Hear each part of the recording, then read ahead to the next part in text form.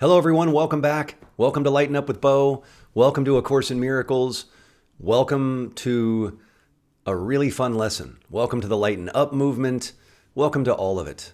We're on lesson 135 out of the 365 daily meditative, playful, sometimes uncomfortable lessons in A Course in Miracles.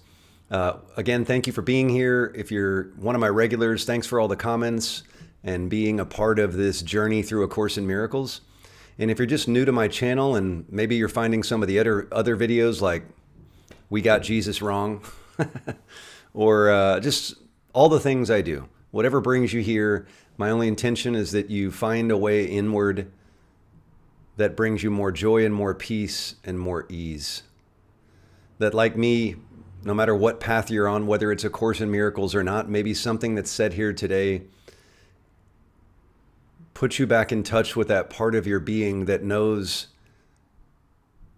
that who you really are cannot be fazed by anything in the world. That your being has nothing to do with this physical body, that it's not what you are, but it's more like the avatar of your soul. And that you're not both. One is forever and one is not. So you can't be both forever and not. So that's the intention. I want to say one thing for those that are new or that have been here.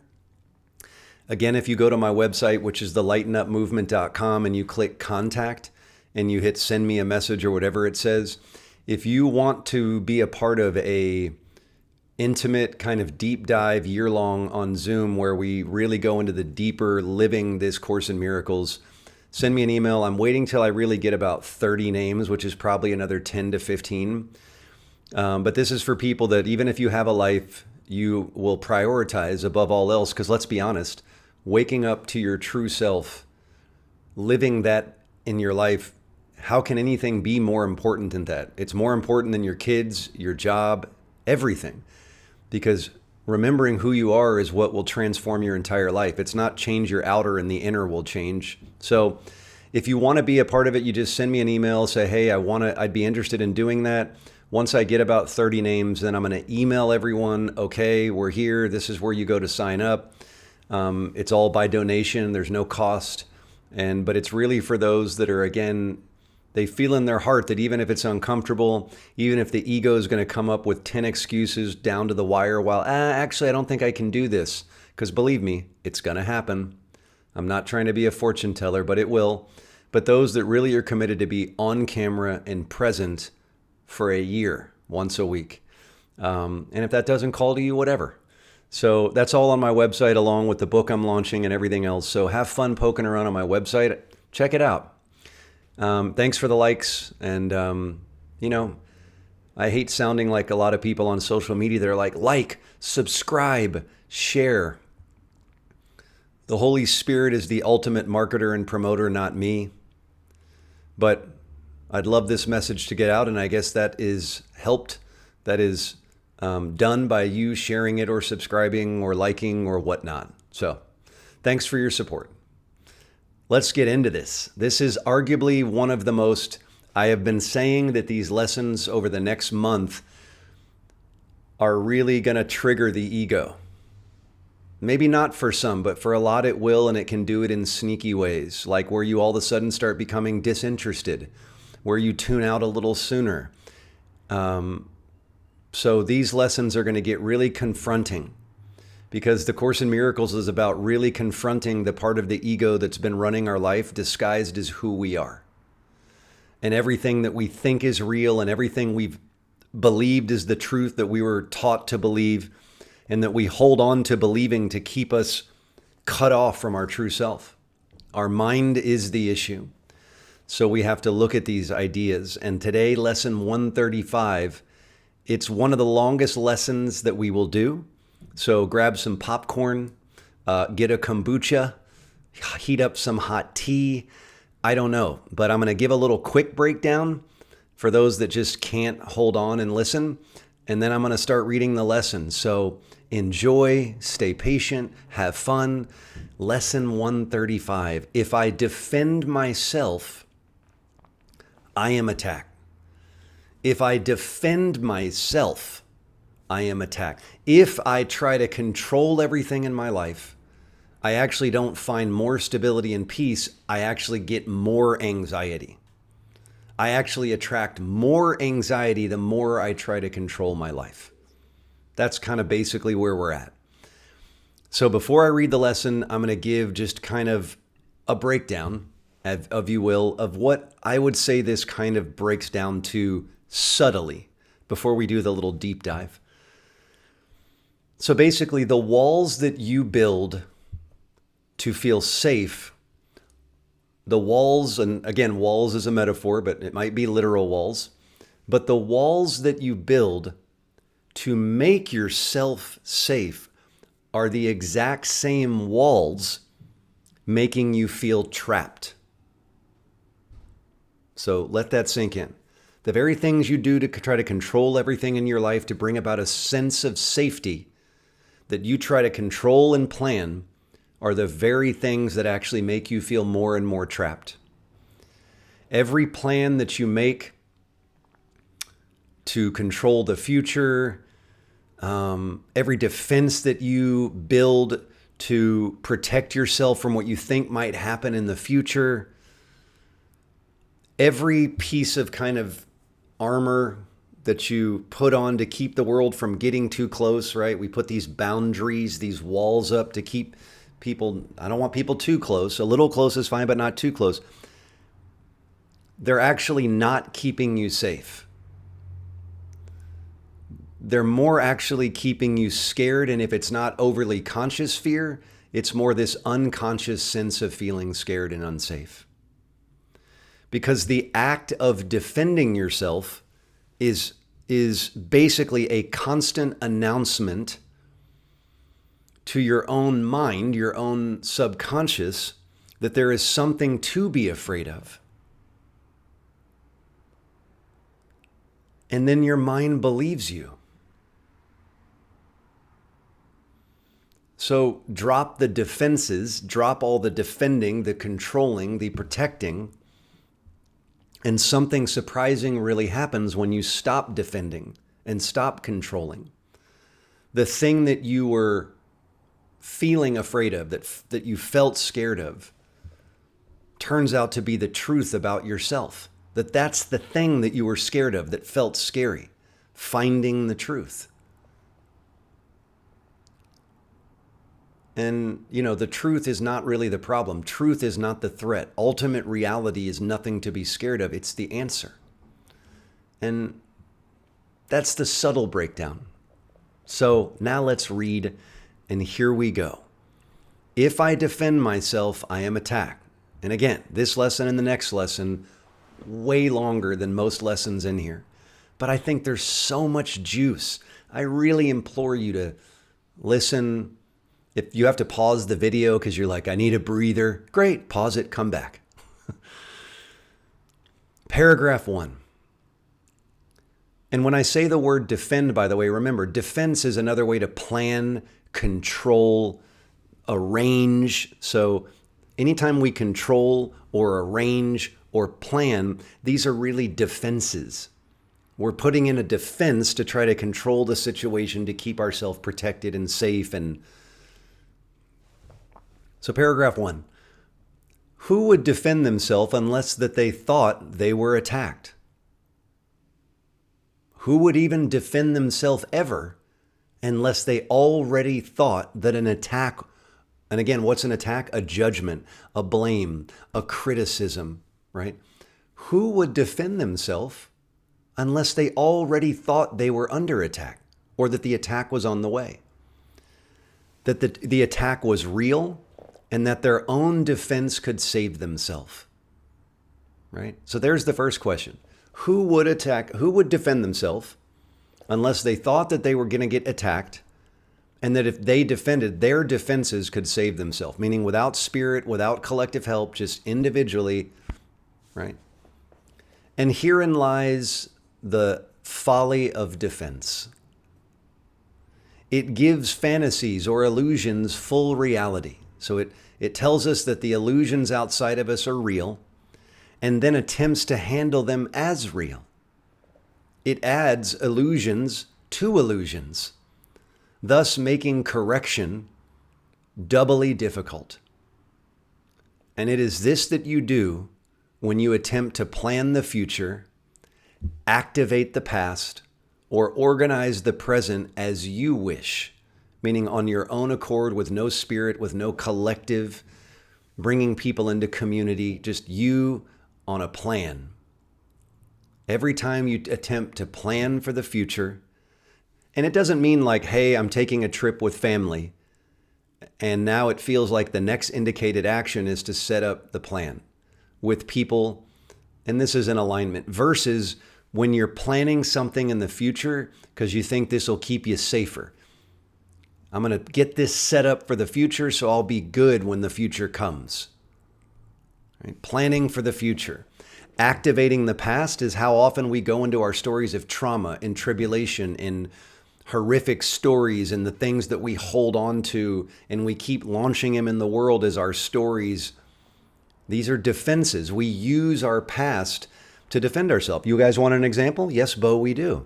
How often do you, what seems like discerningly use things in the past when you're communicating with a potential partner that you're going to date? And you're really, if you're honest, you're telling them about what happened in the past because you're hopefully trying to control that ever happening again. You're defending. You're defending from the same thing happening again by saying, here, let me tell you what happened here, here, and here. And, really not good, no need, right? Unless you're trying to defend from something you think might happen again. So, paragraph 2. You operate, all of you, you operate from the belief that you must protect yourself from what is happening because it must contain what threatens you.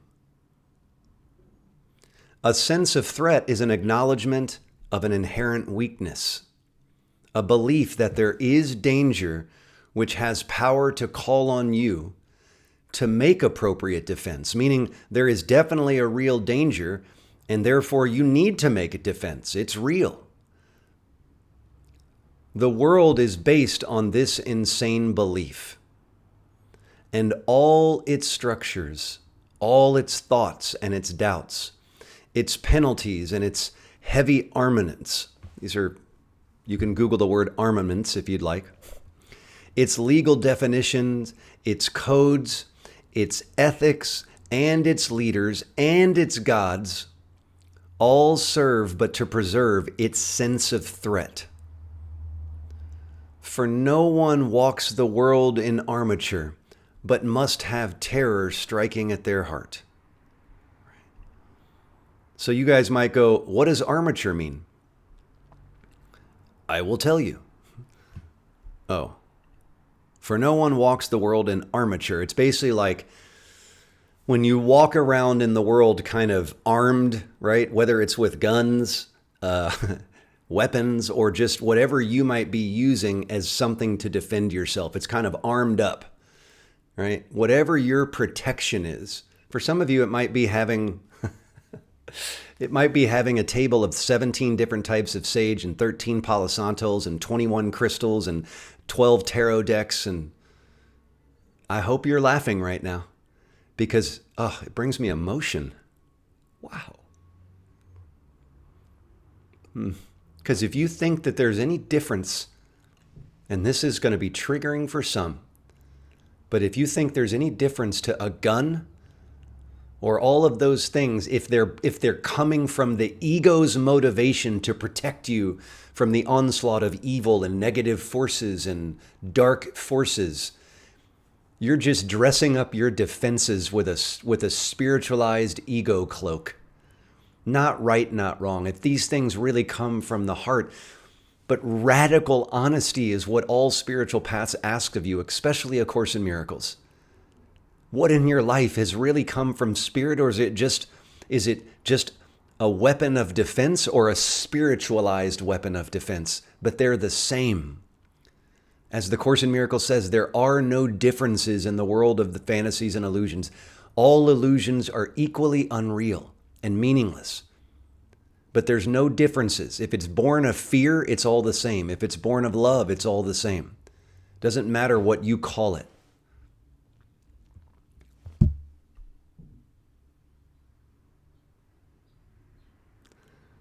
No one walks the world in armature but must have terror striking at their heart.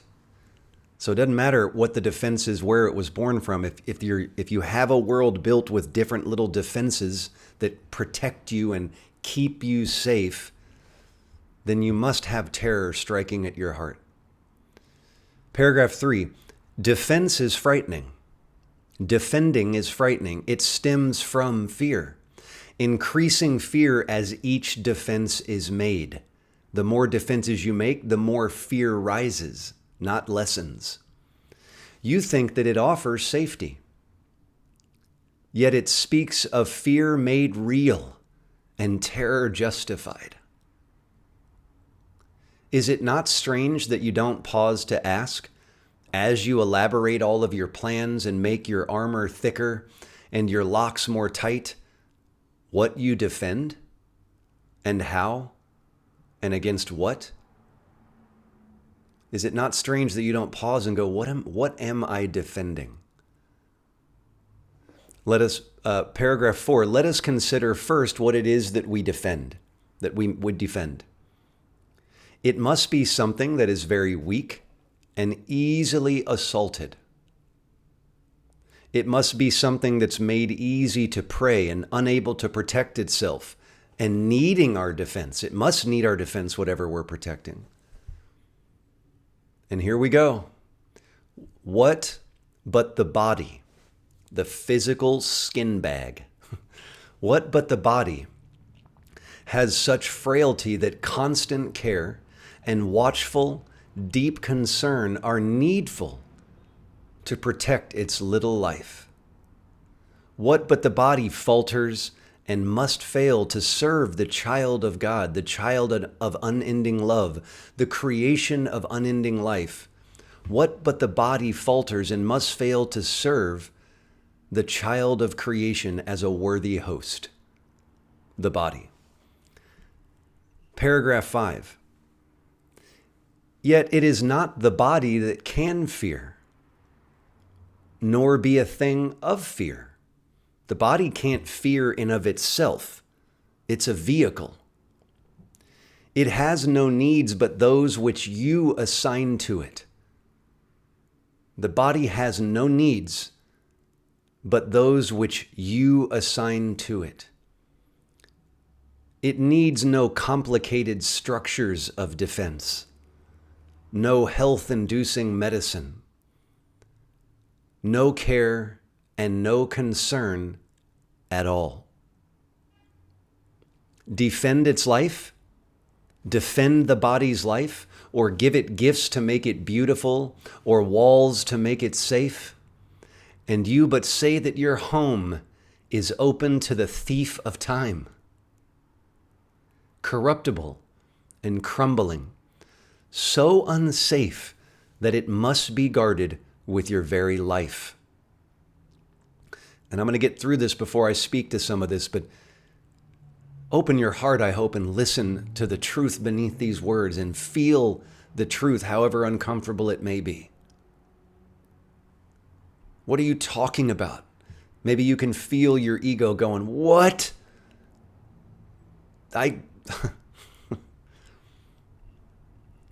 Paragraph 6. Is not this a fearful picture? Everything that I just read. No health-inducing medicine, no care. Defend its life or give gifts to make it beautiful or walls to make it safe. And you but say that your home, this body, this thing, is open to the thief of time, that time can destroy it, can wear at it, can break it down, can hurt it. Is not this picture fearful? Question mark? Right? Isn't this a fearful picture? Can you be at peace with such a concept of your home? Because this is ultimately what we all think, that the body is our home. It is our identity. We think this is who we are. Or even if you think that it's a vessel for your soul, you think this is your home. The body's your home. Yet what endowed the body with the right to serve you this way except your own belief? What endowed the physical body with the right to serve you in the way I just described except your own belief? It is your mind which gave the body all the function that you see in it. Your mind, your belief, your perceptions. God only knows of you as eternal and limitless in forever. We made up beliefs lifetime after lifetime after lifetime after lifetime.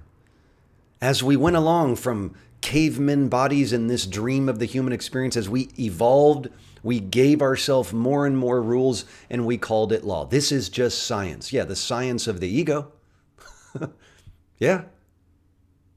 To the ego, it is law. It is your mind which gave the body all the functions that you see in it, and set the body's value far beyond a little pile of dust and water. Who would make defense of something that they recognized as just this?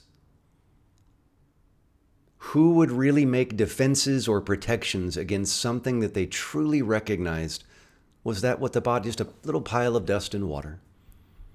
Paragraph 7. The body is in need of no defense. This cannot be too often emphasized. Here our brother Jesus, the man who awakened the Christ we all share, the shared identity we all are. He says this cannot be too often emphasized. The body is in need of no defense. It will be strong and healthy if the mind does not abuse it by assigning it to roles it cannot fill, to purposes beyond its scope, and to exalted aims which it cannot accomplish. Such attempts, ridiculous, yet deeply cherished. Come on, let's be honest. How many different characters and roles and aspirations do we give the bodies and all they're achieving? How many of those do we give, which are absolutely ridiculous, but if we're honest, we deeply cherish them until we're ready to wake up? And the sources for the many mad attacks that you make on it. Let me read that sentence again. So these attempts, these exalted aims and goals, which are ridiculous but cherished, are the sources for the many mad attacks and criticisms and judgments and assaults that you make upon this vessel. For it seems to fail your hopes, your needs, your values, and your dreams. Paragraph 8. The self that needs protection is not real. The body, the physical vessel, valueless and hardly worth the least defense, need merely be perceived as quite apart from you, the truth of what you are. And it becomes, once you realize that the self that you think is real needs no protection, and that the body is not what you are, and to be perceived as apart from you, it's an idea that our soul is dreaming it needs to use. But for us to awaken, it's not a bad thing or a wrong thing or a shameful thing, but it needs to be perceived with a distance, because we need to distance ourselves from that the body is our identity. So that's what it means by perceive it as quite apart from you. Then, with that perception, it becomes a healthy, serviceable instrument, a channel through which the mind can operate until the body's usefulness is over. Who would want to keep it when its usefulness is done? I love that. Who would want to keep the body when its usefulness is done? Paragraph 9. Defend the body, and you have attacked your mind. Defend the body, and you have attacked the mind. Not the brain. The mind is the creative intelligence, the essence, the source of all creation, the mind. Mind is a universal shared reality. So defend the body, and you have attacked the mind. For you have seen in the body its faults, the weaknesses, the limits, and the lacks from which you think the body must be saved. You will not see the mind as separate from bodily conditions because you believe you are a body. You have placed that belief as what you are. You will not see the mind as separate from bodily conditions, and you will impose upon the body all the pain that comes from the conception of the mind. So what you believe, you will project into the body. The mind, which is completely outside of the body. The body is in the mind, not the other way around. The body is not outside of the mind. The body's in the mind. Just like the images of people that you see when you dream at night, those images are in the mind. Well, these images are in the mind of our soul, our true self. Just stay with me. You will not see the mind as separate from bodily conditions, and you will impose upon the body all the pain that comes from the concepts of mind as limited and fragile. So if the mind is limited and fragile, if my identity is limited and fragile, the body will then become this seeming limited and fragile experience, and apart from other minds and separate from its source. Paragraph 10, these are the thoughts in need of healing. These are the thoughts in need of healing, the beliefs in need of healing, and the body will respond with health when these thoughts have been corrected and replaced with truth. Heal your mind and everything will follow. This is the body's only real defense, the only true defense. Yet is this where you look for its defense? Do you look for defense in the mind? What it's saying is the only true defense in the dream of the human experience is in the mind, is healing your mind, is healing the misperceptions of all the faulty beliefs of the past. That's the only true defense. But is this where you look for defense? No. You offer the body a protection of a kind from which it gains no benefit at all, but merely adds to your distress of mind. You do not heal, but you merely take away the hope of healing. For you fail to see where hope must be if it be meaningful. If it's placed outside you in things and money and pills and all the things that we've dreamed up to be the substitute for healing, for our true nature. If we've put all these things in front of us to protect us or keep us okay, if we need something to seemingly keep us okay, that already means that you believe you're not eternally okay. Your belief is you can oscillate. You are not perfect love as God made you.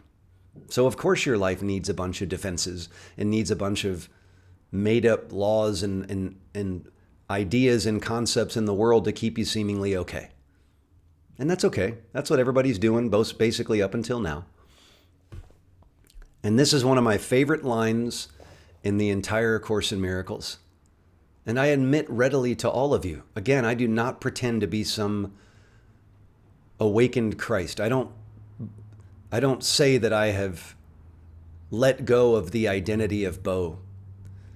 But every year I do the Course in Miracles, every time I read these lessons, there is a calling, there is a stir in my heart, in the depth of my being that knows that the truth that are beneath these words points to a universal truth that is real.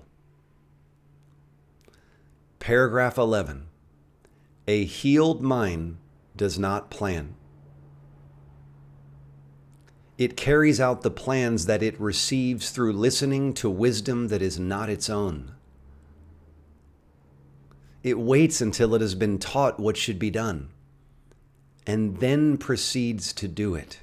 Waits until it has been taught what should be done, and then it proceeds to do it. It does not depend upon itself for anything. accept its adequacy to fulfill the plans that are given it, assigned to it. It is totally secure in its certainty that obstacles cannot impede its progress to accomplishment of any goal that serves the greater plan established for the good of everyone. A healed mind is relieved of the belief that it must plan. A truly healed mind is relieved of the belief, right, that we must plan. See, that's a belief. It's a belief that I need to plan out my life. It's not a fact. It's an idea that we took on and we said, okay, I believe that. I need to do this. I need to achieve. I need to plan. It's a belief.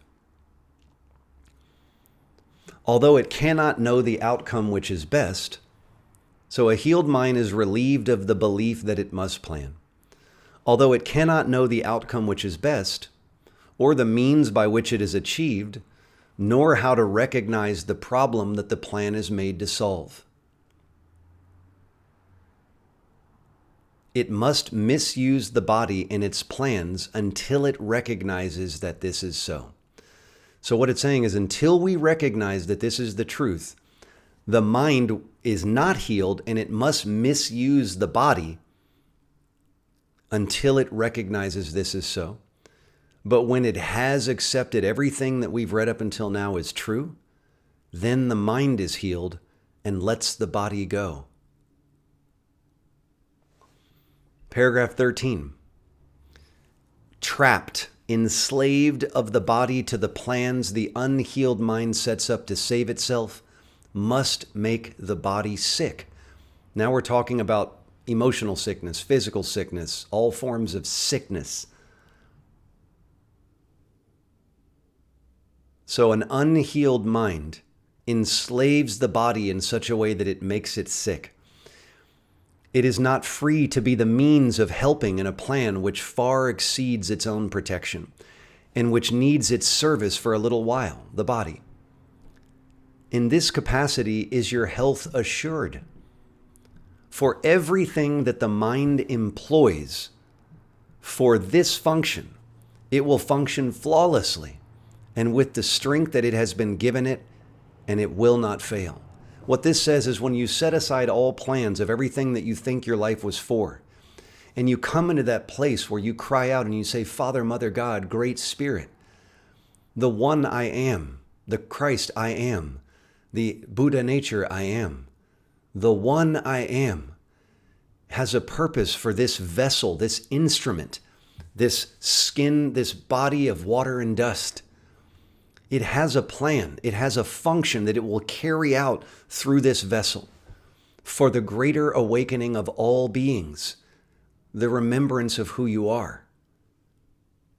And when you make your life about this dedication to accepting that this is the truth about you and sharing only this truth and being a demonstration of this for all beings and all spiritual brothers and sisters in every life, when this is all your life is for, and only this, the body will be healthy, and everything that it undertakes, everything that you get called to do, that you get drawn to do, will be accomplished perfectly with unending strength. Paragraph 14. It is perhaps not easy to perceive. So now it's getting a little, all right.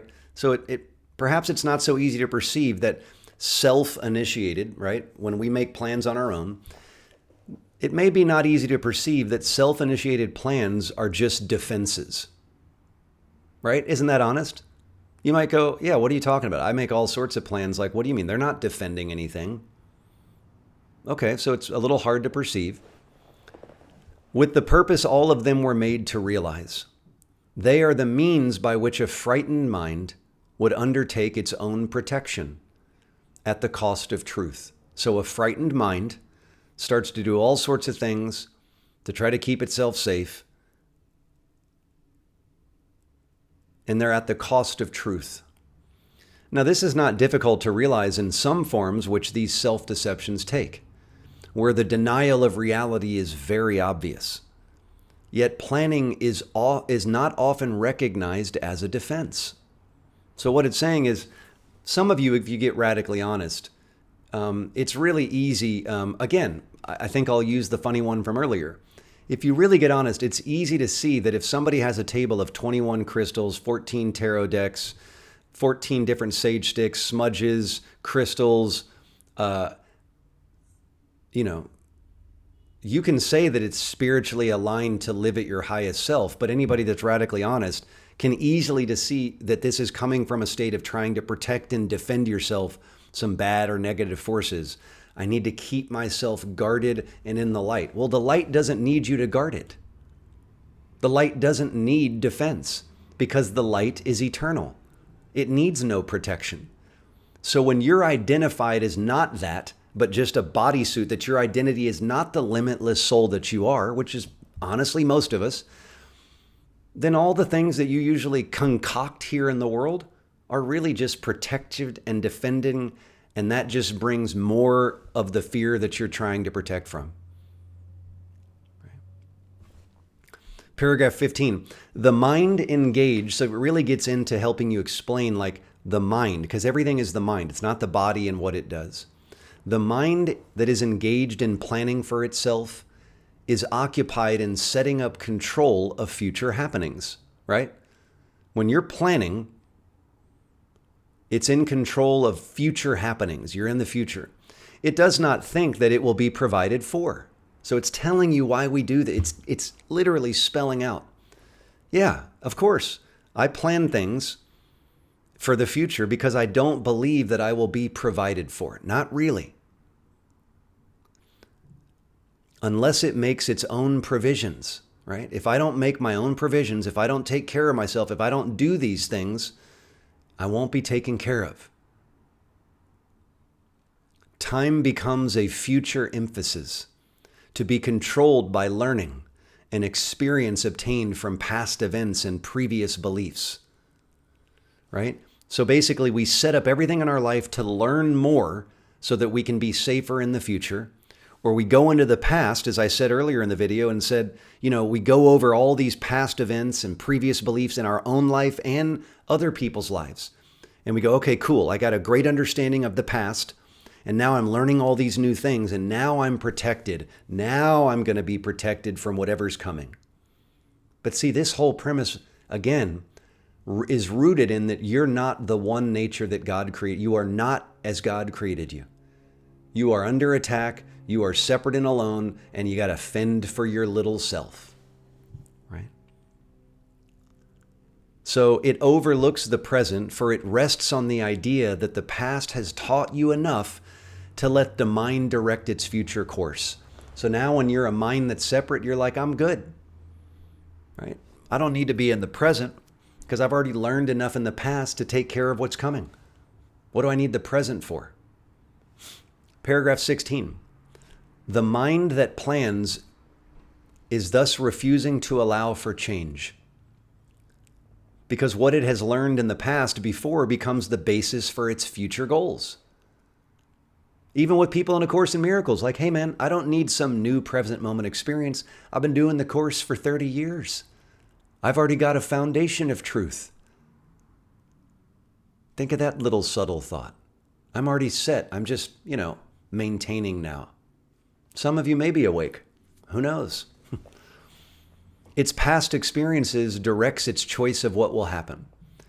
And it doesn't see that here and now is everything it needs to guarantee a future quite unlike the past, without a continuity of any old ideas and sick beliefs.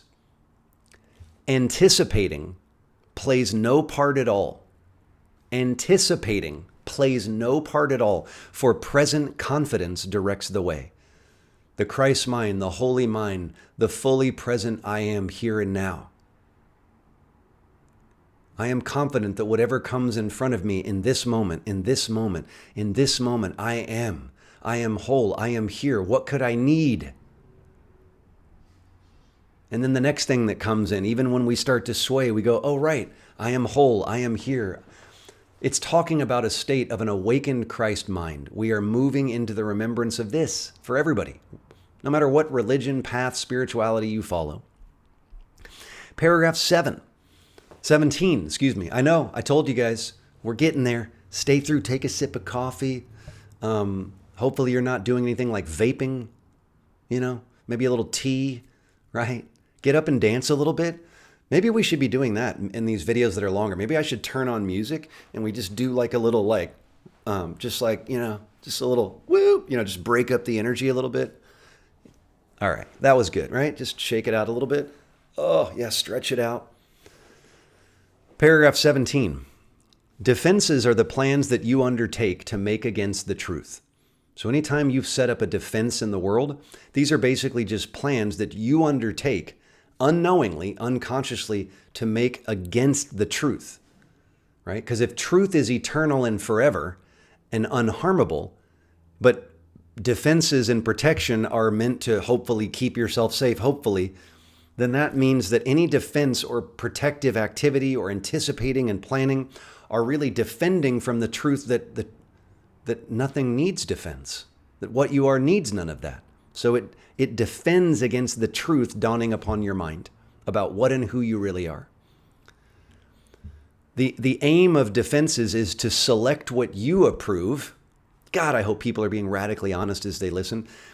These defenses aim to select what you approve and disregard what you consider is incompatible with your beliefs of your reality. God, there's so much truth. I mean, if we could all just get together in a big circle and look at each other and recognize how we all do that unknowingly to one another, even the most spiritual of us. Your own seemingly defenses, which are separate from their defenses and their defenses. I have my defenses and the things I need to do to keep myself safe. And the aim is to select what we approve and disregard what you consider incompatible with your beliefs of your reality.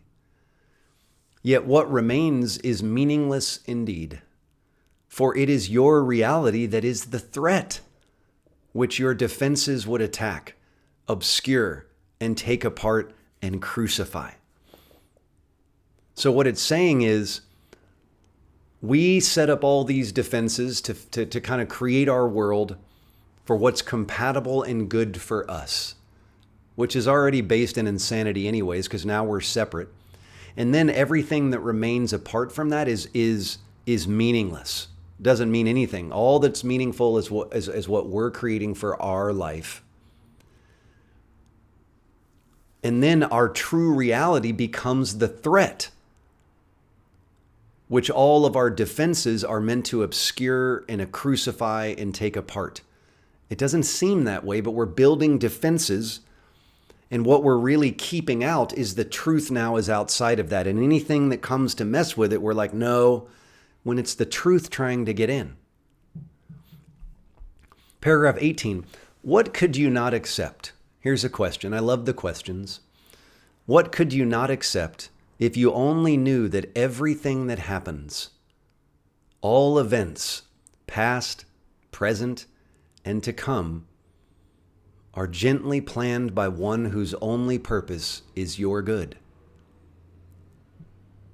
Perhaps you have misunderstood its plan, for it would never offer pain to you. It would never offer pain to you. But your defenses did not let you see its loving blessing shine in every step that you ever took. While you made plans for death, it led you gently to eternal life. Do you not see, can you not feel all the things that we do are really just trying to keep our little lives a little bit more comfortable and a little bit more safe as we make our way to death's door? When spirit, if we could drop our defenses moment by moment by moment, what it was trying to do was lead us to a mind of eternal life, a reconnection, a reestablished identity that has no loss and can never be undone. And that is what we are. Paragraph 19. Your present trust. Oh, by the way, let's just get through. For those that are on this, we got like 6 more paragraphs. Paragraph 19. Your present trust in spirit in God, in unending life, is the only defense that promises a future undisturbed, without a trace of sorrow, and with joy that constantly increases as this life becomes a holy divine instant, set in time, because we're still dreaming we're in time, but heeding only immortality. Immortality. Let no defenses, protections, but your present trust direct the future. So it's saying the only defense you really need is a present now moment trust. Let it direct the future, and this life becomes a meaningful encounter with the truth that only your defenses would conceal. Paragraph 20. I love how it comes home here. If you're here, I love you. If you've made it here, God, I love it. Without defenses, you become a light. With no defenses in your life, with no plans to protect your past or future, you become a light which heaven gratefully acknowledges to be its own. And it will lead you on in ways appointed for your happiness, according to the ancient plan which was begun before time was born. Your followers will join their light with yours, and it will be increased until the world is lit up with joy. And gladly will all of our brothers and sisters and everybody lay aside their cumbersome defenses, which really availed them nothing and could only terrify them. And when it says your followers, what that means is as each mind decides to be an embodiment of the one reality we share, the Christ we share, there will be those that follow you. And they will follow you until they look into the mirror of your eyes and go, I am this. And they rise into the Christ that they are. And then they walk and people fall. We all are followers, right? We all have a teacher. We're followers, and then we are teachers. The teacher becomes the student, right? So it doesn't mean like you're some lofty spiritual personality that has Instagram followers. The greatest teacher says, break away and, don't stay with me. You only limit yourself if you stay following.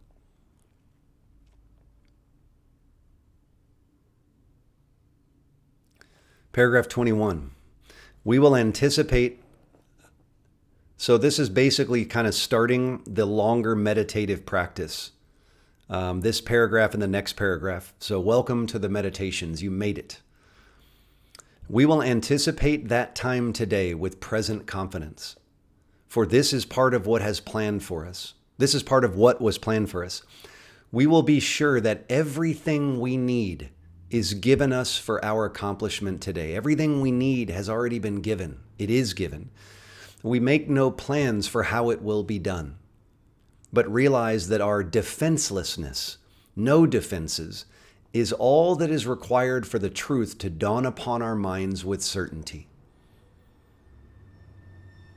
Paragraph 22, for 15 minutes twice today. So in the morning and at night. So as you're reading this, as soon as you can, 15 minutes, twice today, we rest from senseless planning and from every thought that blocks the truth from entering our minds.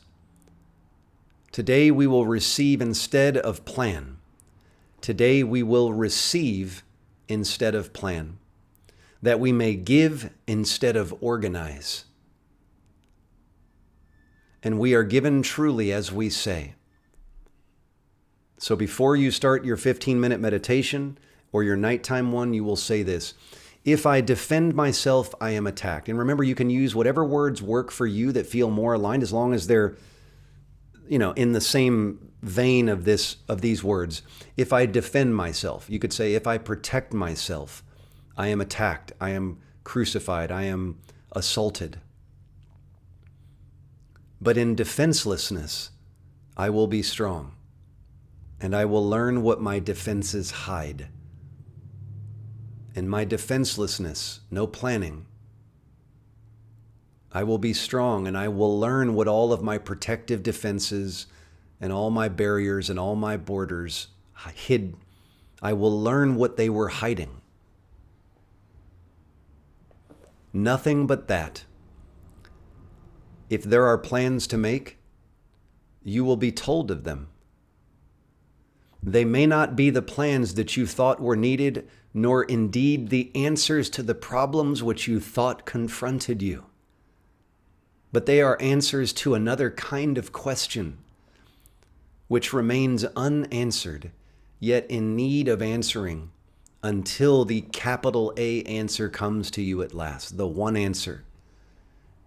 You are the Christ. You are not what you think you are. All your defenses, all your protections have been aimed at not receiving what you will receive today. And in the light and joy of simple trust, you will but wonder why you ever thought that you must be defended from release. Heaven, the unified state of all life, asks nothing. It is hell, a mind that is separate, a state of a separate mindedness. It is hell that makes extravagant demands for sacrifice. You give up nothing in these times today when undefended, you present yourself to your Creator as you really are.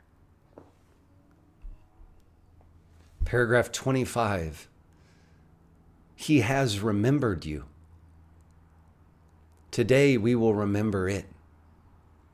For this is Easter time in your freedom. This is Easter time in your freedom. And you rise again from what was seeming death and hopelessness. Now is the light of hope reborn in you. For now you come without defense to learn the part for you within the plan of God. What little plans or magical beliefs can still have value now when you have received your function from the voice for God itself, from the voice from unending life and creation itself? Paragraph 26, try not to shape this day as you believe would benefit you most. For you cannot conceive of all the happiness that comes to you without your planning. You cannot conceive, you cannot grasp the happiness that comes to you without your planning. Learn today, and all the world will take this giant stride and celebrate your Easter time with you. Easter time is the resurrection, the rising, the time of resurrection. The time of the Christ rising in you and in you and in you and in you. Throughout the day, in between your two longer meditations, as little things appear to kind of raise defensiveness or in you and tempt you to engage in weaving your plans, remind yourself that this is a special day for learning and acknowledge it with this. Probably every hour, I'd say, whether you feel something bring you into protecting or defending, open the app, the ACIM Remind app, or your book, or Google the lesson on your phone if you 135, and just say this is my Easter time. This is my rising. And I would keep it holy. I will not defend myself. I will not defend myself. Because the child of love, the child of God, needs no defense against the truth of their reality. Glory be to life. Glory be to truth. Glory be to the wisdom of unending love that is weaving its way through. I'm so grateful if you stuck it out today. So grateful. Enjoy the unplanned day and your meditations. I'm so grateful for your presence and doing these lessons. And I look forward to hearing from you through my website or through the likes or comments or questions, but stay peaceful, stay present. And let's learn to trust again the magnificence of what we are. So in between all these things, let that energy of seriousness fade away and be in the playfulness and the light. And maybe you're climb a tree or go do something playful. I'll see you on another video soon. Stay light, stay blessed.